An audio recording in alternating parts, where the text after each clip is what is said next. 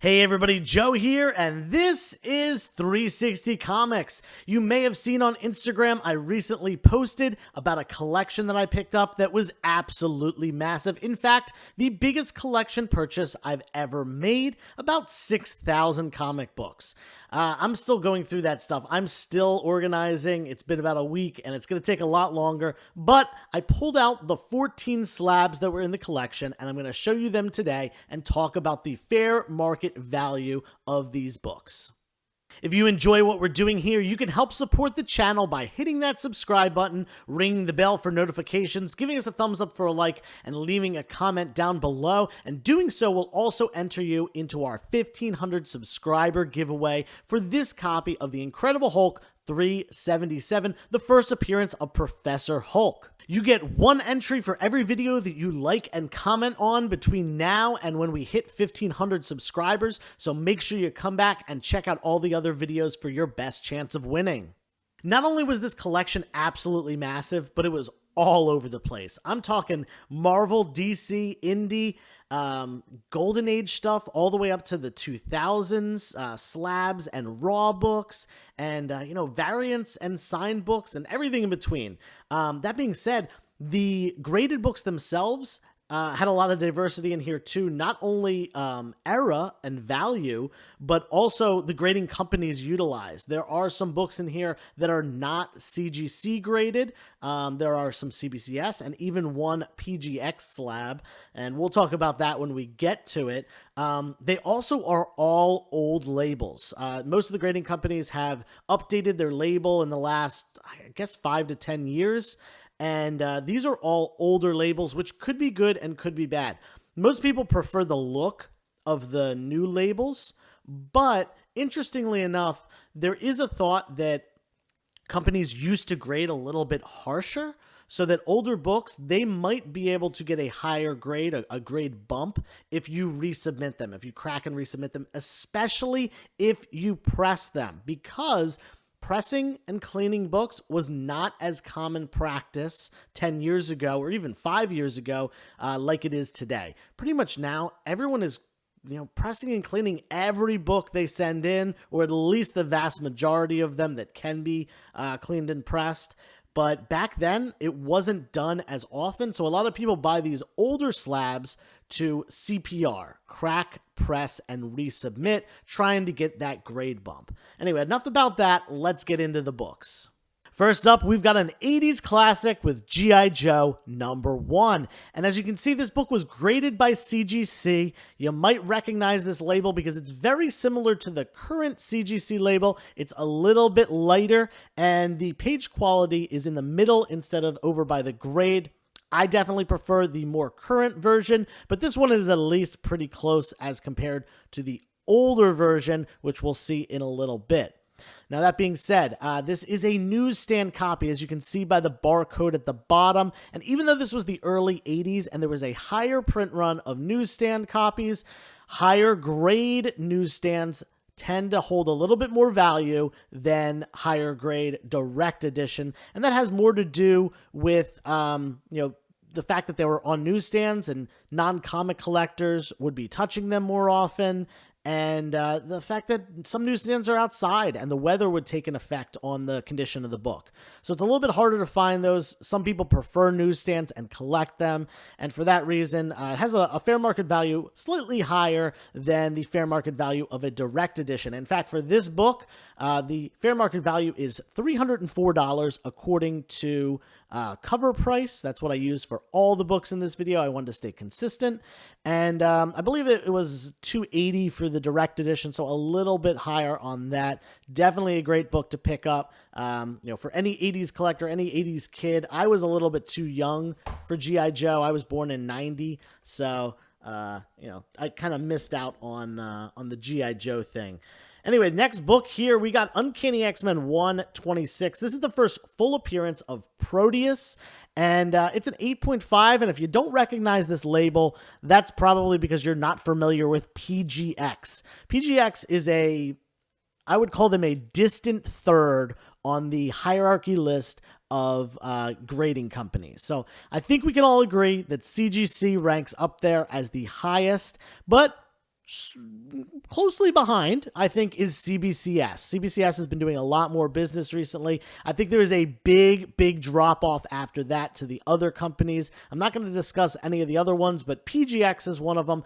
I personally don't like how their labels look, and I think their grading is pretty flawed in a lot of ways. They seem to be a lot more lenient than the other two companies when it comes to grading, and therefore you get higher grades. So the books, people know that, and they won't pay as much for a PGX 8.5 as opposed to a CGC 8.5. Now, I looked up the fair market value of this book. According to cover price and going by CGC data, this is a $90 book, but given that it's PGX, it might hold a lesser value than that, maybe in like the $75, $80 range. Not too much of a drop off because it still is a Bronze Age key from the Claremont era of X-Men, but definitely a drop off of sorts. This one, I might get this one reholdered because it actually is in pretty good shape. I might send it to CGC or CBCS and, do a little upgrade there. Next, we got Batman number 368, and I love this book. We got the first appearance of Jason Todd as Robin, him officially becoming Robin. It's a fantastic cover, a great view here, and, Robin right on the cover there. It's a 9.4, and just like the first book, it's the old CGC label, not the super old CGC label. This is also the Canadian price variant of the book, which I could not find a price on. That being said, the value of it, the most recent data shows us $46, which I found to be pretty low. I did a little bit of research, and the data on this book in a 9.4 is a couple years old. One hasn't sold in that grade. So I went on eBay and I looked around, and it seems like the fair market value of this book, given the other books in similar grades that have sold, is probably more about $75. And for a pretty decent Batman key, this is a pretty affordable copy. I have a 9.8 myself, so this one will probably go up in a claim sale or maybe on Whatnot in the near future. Next, we got a weird one, and this one I didn't even bother trying to look up on cover price because there's going to be no fair market value, because not only is it signed, but it is sketched and colored in. This cover is not normally there. This is normally a blank cover. It is normally all white with that Batman trade dress up there as the only thing on the cover. And this one was drawn or sketched rather, signed and colored in by Ethan Van Sciver. Now, whether you like him or don't, you can't deny that he has had a huge impact in comic books. And this art really shows that. He's not really doing art anymore due to a lot of controversy surrounding the guy. But that being said, this is an awesome piece of art.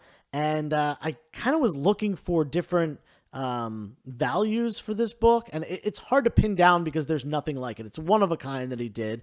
A lot of his sketch covers not colored in are going for a couple $100, and ones that are colored in like this were going for $300, $400, $500. So it's hard to pin down a fair market value, but I would say at least a couple $100 here for this book. I will probably get rid of that one because I'm not a huge fan, and I don't really like signature series books in general. I like the blue label. Anyway, we got this next one right here, an awesome book, a very historical book. Stan Lee stood up against the Comic Code Authority back when this came out in, 1971. And he wanted to do an issue about drug addiction and show that was, a real thing that society had to deal with and give a warning to his readers, especially the young ones. And the Comic Code Authority said, nah, sorry, we're not going to approve this story. And he said, well, I'm going to print it anyway. And as you can see on the cover of this book, there is no Comic Code Authority stamp. That's because he printed it without their approval. I don't know if he got in trouble, but I mean, he's Stan Lee. Can he really get in that much trouble? He was at like the height of his career at that point.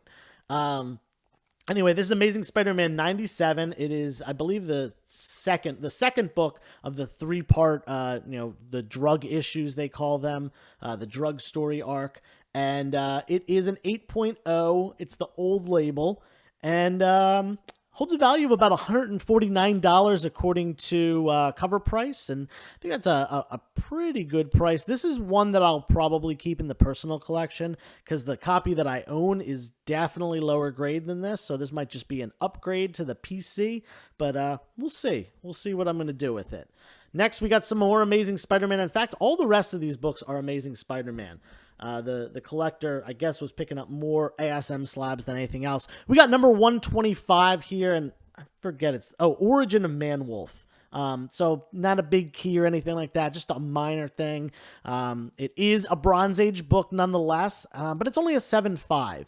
And I looked this up. It looks like it goes for about a fair market value of $87. So an affordable Amazing Spider-Man Bronze Age minor key in a, mid to high grade range, 7.5. It's respectable from that era, but it's not super high. So, yeah, like I said, under $100.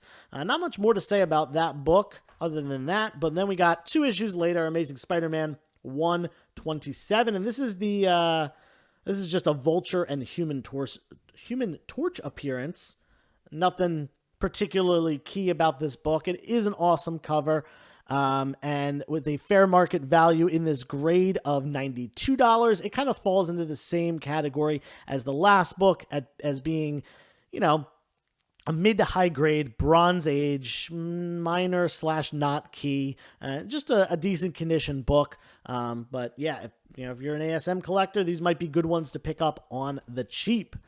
Then we got a CBCS book. And one of the best books in this collection, we got Amazing Spider-Man 135. Now, this is the second full appearance or the third appearance, depending on which camp you're in, of the Punisher. He's on the front cover. It's his second cover appearance as well. CBCS lists this as second appearance of the Punisher and origin of Tarantula. In an 8.0, this book sells for $361, but this is CBCS. They hold a little bit less value. Not much, though. So I think kind of fair market value, probably in the $340 to $350 range on this book. I usually tone it down just a little bit for CBCS stuff as compared to CBC, but they are honestly really, really close. And some people prefer those labels. This, of course, is the old label, so that does affect the value a little bit. I don't know if anyone is really looking out for these, but nonetheless, just a great Punisher key. And 129 is a super expensive book, so that's a much more affordable version to pick up. Then we got 138, and this one's a little higher grade, 8.5. First appearance of Mindworm? Yeah, first appearance and origin of Mindworm. It's got this weird, creepy cover. Not sure if I really like that, but this one had a really low fair market value because there were only old sales. Cover price said $31. I did some research. It's probably in the $80 to $100 range at this point because I think the last sale was 2019. Very outdated, almost 3 years at this point. So yeah, probably I'm going to say safely $80 for this book in an 8.5. And again, just a minor Bronze Age key. Same thing here. We got the first appearance of the Grizzly in ASM 139, the very next book. This one's a 9.2, so we're getting a little bit higher in the grades here. And this one has a fair market value of 86, but again, that data was really old. So I did some eBay research, probably in the $150 range, because a 9.4 recently is marked at a fair market value of $240. So I can't think that a 9.2 is that far behind. So I'm thinking probably $150. In fact, 9.0s have been selling for over $100. So the $150 kind of fits right in the middle of those two grades. There just hasn't been one that's gone to market, recently enough. Then we got 2 copies of the same book. We got the 9.2 right here of Amazing Spider-Man 177. This is just listed as a Green Goblin appearance, but he's on the cover.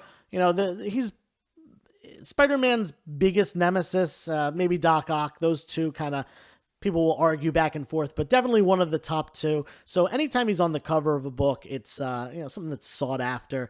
In the 9.2 for this book, it only goes for about $72, pretty affordable, and it's high grade. Silver Age, not Silver Age, Bronze Age at this point. And like I said, there were 2 copies of it. Now, this label is going to look different to you. This is the oldest CGC label. This is the one that they started off with. And you probably can't see the grade unless you're watching this like on a TV or probably projected on a wall or something, because the grade is so small. In fact, it is right there. Maybe you can see it a little bit better at that point. This one is a 9.0. Yeah, it's got this red label. CGC initially started doing red labels for all their modern tier stuff. Modern not being modern age, but modern being 1975 to the present day. I don't know why they chose red, but they quickly, got rid of that. There are collectors out there that look for these red labels because they don't exist anymore. They haven't been made in, I don't even know how long, 15 years or so. People collect them if they're into that. I've actually had a couple people message me specifically about red labels looking for them. So maybe this would be something good for that person. Anyway, fair market value is about $45, but it was outdated data. I kind of found eBay to be about $60. But with that old label, you never know. It's going to be a kind of a hard sell to some people, but other people might really want it. So it depends. It's all up in the air. Anyway, we got 2 more books for you. Spider-Man 200, a milestone book. Not really a key other than being, the milestone 200th issue.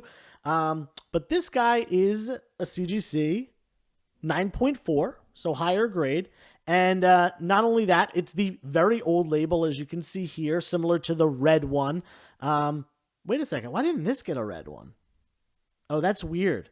Maybe they stopped doing the red one at some point. I don't know. Maybe you can tell me in the comments below. Anyway, let's talk about value of this book. We got a fair market value of about $120 for this one. It's not really a key. It's just a milestone issue, a Bronze Age book. So it is what it is. $120 is not too bad for a Spidey slab like that. And then we got the big one. This not only is the most recognizable book, it is the most expensive book. It is the biggest key by far. And it is, other than that one, the one Batman book that's a modern book, this is the newest of the books from 1988. We got Amazing Spider-Man 300, the first appearance of Venom. You know what it is. I know what it is. We all love it. First appearance of Venom, classic cover, Todd McFarlane, big book. As soon as I saw this one in the collection, I was like, oh, this collection's going to be something. In fact, these slabs were in the first box that I went through. So, I saw this pretty early and I was like, all right, I've got something good on my hands here.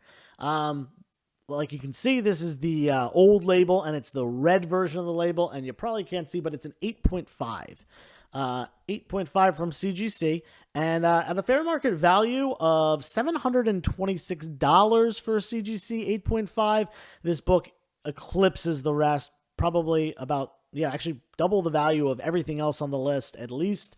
I'm not sure what I'm going to do with it yet. I'm not sure if this is something that I'm going to sell or something I'm going to keep in the personal collection. I'll give you guys a little heads up. There was a second copy in this collection that was raw, and I think it actually is a higher grade than this one. So that's probably the one I'm going to keep in the PC. This one I'll probably let go, probably to someone that collects those red labels. Anyway, in total, this entire collection, at the fair market value price according to cover price, is $2,366. But given that there's old labels, given that there's a couple CBCS books and one PGX book rather, it's going to go down from there. I think, $2,000 maybe, going from $2,366 down to $2,000 kind of makes sense. Maybe $1,900 on a bad day. But, still a very, very solid chunk of change on this entire collection of slabs. And guys, this was only a small portion of the collection that I purchased in total. Remember, it was about 6,000 books, and this was only 14 of them right here. So definitely stay tuned for more videos about this collection. I'm going to do a video of all the highest value stuff of the raw books, not including these slabs, obviously. And we'll discuss that a little bit more in the next video, or some video soon as I get it all organized. Anyway, I hope you enjoyed this one. I hope you enjoyed me talking about the fair market value. I've never used cover price for a video before. But yeah, if you enjoyed that, let me know in the comments below. Make sure you follow on Whatnot for our Whatnot sales. We're doing an Instagram sale tonight at probably 7:30 live on Instagram, a claim sale. And yeah, until next time, turn the page, wash your hands.